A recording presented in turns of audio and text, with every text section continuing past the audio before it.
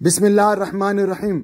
अस्सलाम वालेकुम व रहमतुल्लाहि व बरकातुहू। आप सबका ताज़ा गल्फ न्यूज़ में स्वागत है, इस्तकबाल है, वेलकम है। आप सबसे गुजारिश की जाती है हमारा स्पेशल बुलेटिन आखिर तक देखें, जिसमें सबसे पहले हज़्म मामूल न्यूज़ होगा, उसके बाद मोटिवेशन, फिर फाइनली आपको इसके अंदर सुख दुख में एक दूसरे का कैसा साथ दे इसका अवेयरनेस होगा। आप लोगों से स्पेशल गुजारिश की जाती है हमारे चैनल को लाइक करें, सब्सक्राइब करें और दूसरों से शेयर करें, और फाइनली हमें कमेंट करके बताइएगा कि कैसा हम इसको इम्प्रूवमेंट करें। आज 2 सफ़र 1443 हिजरी है, 10 सितंबर 2021, बरोज़ जुम्मा फ्राइडे।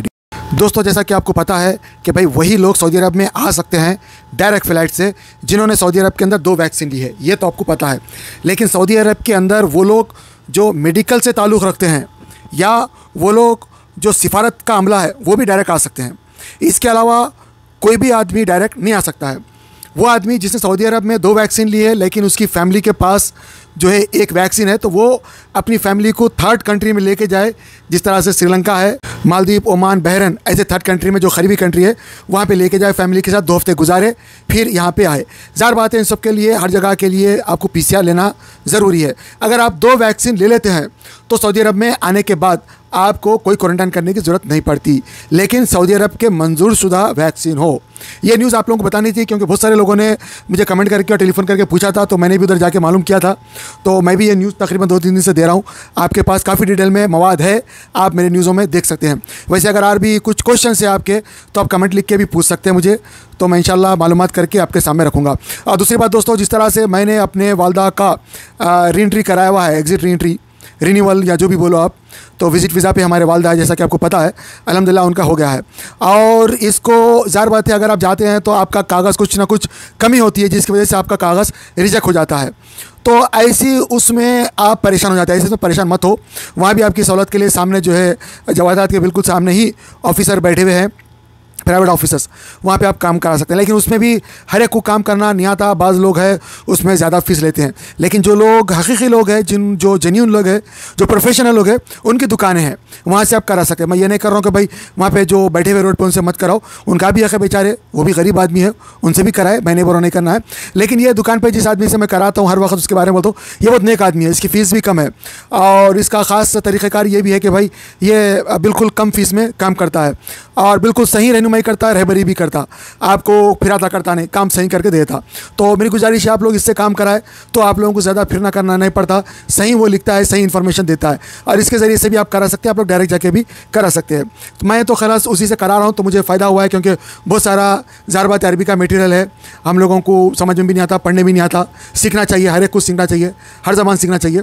तो बहरहाल मैं उसी के पास जाके कराता हूँ। अगर आप लोगों को भी जिस तरह से मैंने अपने वालदा का रिन्यूअल कराया है, अगर आप लोग भी कराना चाहते हैं तो कमेंट करें, इंशाल्लाह मैं वो डिटेल दूंगा, आप उसके पास जाइए, आपका भी इंशाल्लाह हो जाएगा। दोस्तों, स्क्रीन के ऊपर आप एक नौजवान को देख रहे हैं कि किस तरह ये रो रहा है, परेशान है। इसका डब्बा जो दुकान थी और उसको जो है निकाल दिया गया है। कहा यह जा रहा है कि भाई ये एक नाजायज़ जगह थी, क्योंकि ये जितने भी नाजायज़ कब्ज़े थे, अदालत ने हुक्म दिया कि भाई आप जितने भी नाजायज़ कब्ज़े हैं वो सब रोड पे हटा दे, क्योंकि रोड पे से लोगों को चलने फिरने में तकलीफ़ होती है और जब बारिश बरसती है तो लोगों के लिए जो फुटपाथ चलने का है वो फुटपाथ गायब है और वहाँ पे रास्ता नहीं है और पानी की वजह से गड्ढे भी पड़ जाते हैं।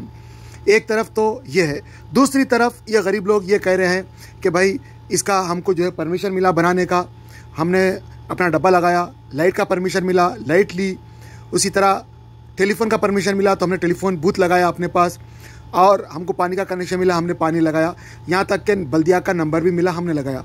उसके बावजूद भी बल्दिया वाले अलग से हमसे पैसे लेते थे हर महीना, जो भी अफसर है, उसके बावजूद भी ये तोड़ दिया गया। ये 10 से 15 एक आदमी अपने घर की कफालत करता है और गरीब लोग हैं, ये इतना देने के बावजूद भी ये जो है परेशान हाल है। असल में ये है कि अदालत ने हुक्म दिया था जिन जिन लोगों की दुकानें नाजायज़ कब्ज़े है, जिनका कोई लिंक डॉक्यूमेंट सही नहीं है और लोगों की जगहों पे कब्ज़ा कर लिए या रोड पे कब्ज़ा कर लिए, लोगों को आने जाने में तकलीफ़ है, फुटपाथ पे कब्ज़ा हो गया है, क्योंकि बारिश के चलते हुए लोगों ने देखा कि भाई फुटपाथ तो है नहीं, मजबूरन बीच रास्ते पे जाते और बाज़ दफ़ा बीच रास्ते पे बड़े बड़े सुराख हो जाते, लोग उसमें गिर जाते।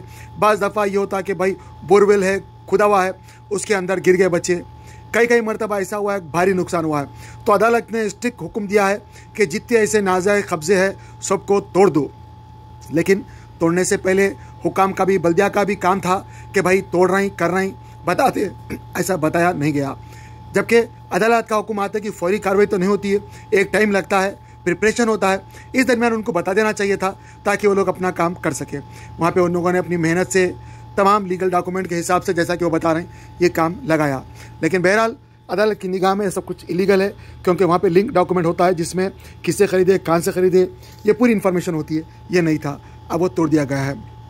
उसी तरह बहुत सारे ऐसे घरां भी है जो नाजायज़ कब्जा करके लोगों ने बना लिया है, वो भी जो है तोड़ने का हुक्म है, उसको भी तोड़ दे रहे हैं, क्योंकि वो भी जो है रोड के ऊपर आ गए हैं। उसके साथ साथ रोड को चौड़ी करने के लिए गवर्नमेंट ने पैसे दे दिया था कि भाई हम रोड तोड़ने वाले हैं। उसी वक्त में जो है कोरोना शुरू होता है और लॉकडाउन लग जाता है। अब 2 साल के बाद ऐसी जो रोडें हैं जो रुक गई थी कोरोना के चलते हुए, उन रोडों को भी बड़ी करने के लिए वो इमारतों को तोड़ दिया गया है। वहाँ भी लोग ऑब्जेक्शन उठाए, जबकि उन लोगों को पूरा पूरा पैसा दे दिया गया था उनकी जायज़ मिल्कियत के मुताबिक। अब वो उसके मालिक नहीं रहे। बहरहाल अब वो वहाँ पे रोड बनी तो रोड बनने वाली है या जो भी है। अब रोड जो बनी है उसके बारे में लोग ये कहते हैं कि भाई रोड जब भी बनती है गड्ढे हो जाते हैं और रोड के ऊपर जो है बराबर से फुटपाथ नहीं बनाते और बराबर से रोडें नहीं बनाते हैं और रोडों के ऊपर जो है पानी पूरा भर जाता है। ये भी लोगों की बात भी सही है। ये इतना करप्शन है, इस करप्शन को दूर होना चाहिए, क्योंकि अवाम का पैसा है, अवाम की तकलीफ, अवाम की बातें हैं, वो आपके सामने हैं। आइए सब बातें आपके सामने रखते हैं। आपका क्या कहना है कमेंट करके जरूर बताइएगा।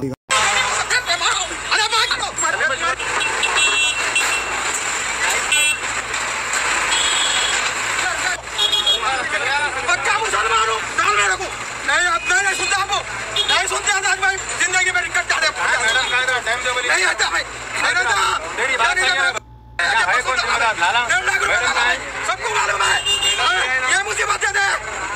कहीं को रखा मार डालो गरीबों को, मार डालो गरीबों को, पूरे पार्टी वालों को मार डालो,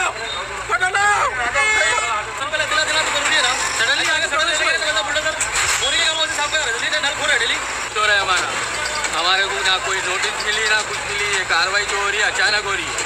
अब अचानक हम लोग परेशान है। हम लोग तेलंगाना हाईकोर्ट की जानिब से शदीद बरहमी के इजहार के बाद मजलिस बल्दिया अजीमतर हैदराबाद की जानिब से दोनों शहरों हैदराबाद और सिकंदराबाद में बड़े पैमाने पर फुटपाथ पर मौजूद कब्जेजात की बर्खास्तगी के सिलसिले में मुहिम चलाई जा रही है। और गुज़िश्ता 2 दिन से पुराने शहर और नए शहर के कई इलाकों में फुटपाथ पर मौजूद नाजायज कब्जों को बर्खास्त किया गया है। और आज पुराने शहर के गुंजान आबादी वाले इलाके नवाब सब कुंटा तिगलकुंटे में यह कार्रवाई अंजाम दी गई है। बल्दिया की इस कार्रवाई पर मुकामी अफराद ने शदीद गुस्सा और नाराजगी का इजहार किया।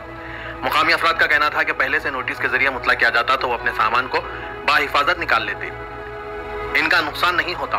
लेकिन सुबह सुबह जब कई एक दुकानात बंद थे, ये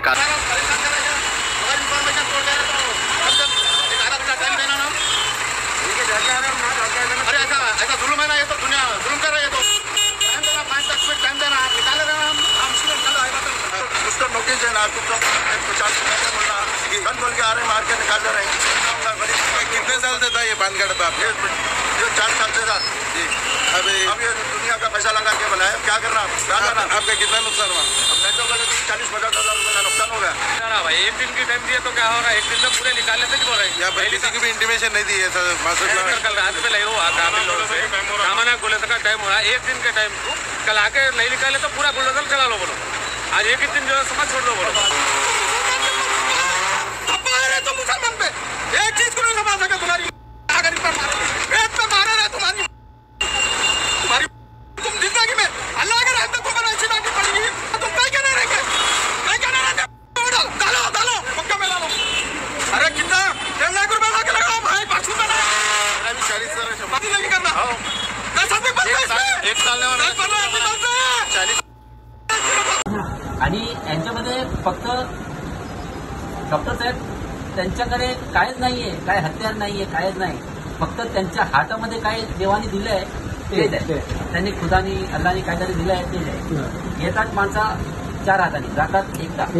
मी पण त्यांना तेच बोललो. तरी आता आपण जातो ना, पण आपला ना विश्वास तोडायचा नाही.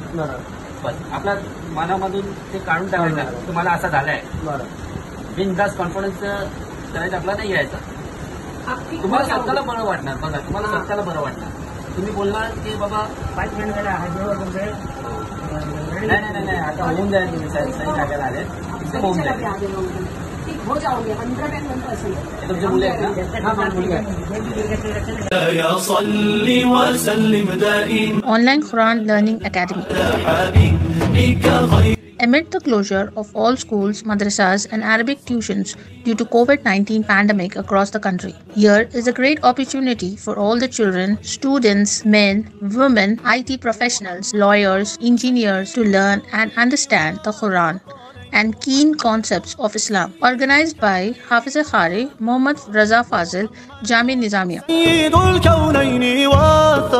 Courses offered: Hifz Quran, Tajweed, Nurani Qaida, Urdu language, daily prayers and hadith, basic beliefs and issues, funeral prayer and weekly spiritual gatherings. Hurry up! Limited seats available on the basis of first come first serve. For contact details, queries and registration, contact here. For registration, fill out the Google forms or visit our website. Do not miss this chance, as it can revolutionize your children's Islamic knowledge and discipline too. يا أيها الذين آمنوا هل أدلكم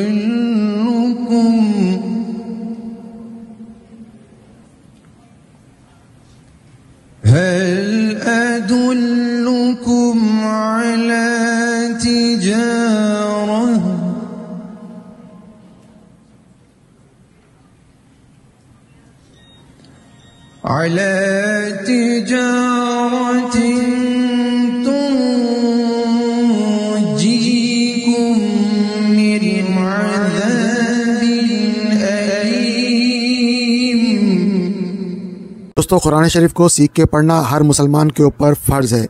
इसको सीखना, ख़बर में जाने तक अगर time मिले तो ज़रूर सीखना चाहिए, क्योंकि अल्लाह का कलाम है. अल्लाह ताला बंदों से फरमा रहा है. लिहाजा क्या अल्लाह ताला फरमा रहा, ऐसा क्या है कुरान शरीफ में, हमको सोच समझ के देख के पढ़ना, और पढ़ने के साथ साथ हमको उसके ऊपर प्रैक्टिस करना है. तब हम सही जाके मुसलमान बन सकते हैं. वरना हम खाली पीली के जो है खाली नाम के मुसलमान रहेंगे, और कुरान शरीफ में क्या लिखा हुआ है, अल्लाह हमसे क्या फरमा रहा, कभी हमको पता नहीं चलेगा. आप जब पढ़ेंगे, समझेंगे, तो आपको एक मज़ा आएगा. और एक अजीब बात यह है कि जो आदमी जितनी मोहब्बत से पढ़ता है उसको अल्लाह ताला उतने ख़जाने खोल के दिखा देता है, उतना विजन उसको नसीब होता है. बहुत सारे लोग गरीब रहते हैं, लेकिन जब कुरान शरीफ पढ़ते हैं तो अल्लाह ताला उन्हें अमीर कर देता है. बहुत सारे लोग परेशान होते हैं, कुरान शरीफ जब पढ़ते हैं तो अल्लाह उनकी परेशानियाँ दूर कर देता है. बहुत सारे लोगों का अजाब कुरान शरीफ पढ़ने की वजह से ख़त्म होता है. आप लोगों से गुजारिश की जाती है, यहाँ पे जो दिखाए गए नंबर्स के ऊपर इनको कॉन्टैक्ट करें. चाहे आप इंडिया में हो या पाकिस्तान में हो या सऊदी में हो या यूके में हो या यूएसए में हो या गल्फ में, कहीं भी हो, किसी दुनिया के किसी भी खित्ते में हो, आप लोगों से गुजारिश की जाती है कि आप लोग भी अगर पढ़ाना चाह रहे हैं तो मुझे नंबर दे. मैं अपने चैनल के ऊपर फ्री ऑफ कॉस्ट प्रचार करता हूँ. दूसरी बात, अगर कोई पढ़ना चाहता है तो याद रखिए, अगर आप इंडिया के हैं तो इंडिया का नंबर है, पाकिस्तान के है तो पाकिस्तान का नंबर है, यूके के है तो यूके का नंबर है, गल्फ के है तो गल्फ का नंबर है. किसी से ही पढ़ ले. पर्देदार ख़वातीन भी पढ़ा रही है, मर्द हज़रात भी पढ़ा रहे हैं. आपको पढ़ना है, आप हो या मैं हो, ज़रूर पढ़ना चाहिए, वरना बहुत बड़ी गलती हो जाएगी. अल्हम्दुलिल्लाह रब्बिल आलमीन, सारी तारीफ़ अल्लाह के लिए, लेकिन अगर आप गलती पढ़ देंगे तो सारी तौर पर अल्लाह के लिए हो जाएगी. तो मेरे को माफ़ करे और मेरे लिए भी दुआ करे, अपने लिए भी दुआ करे. अल्लाह सबको हिदायत दे, आप ऐसे मोहब्बत दे और कुरान शरीफ से इश्क दे, सिखा, समझा, पढ़ा और अमल करा. आमीन.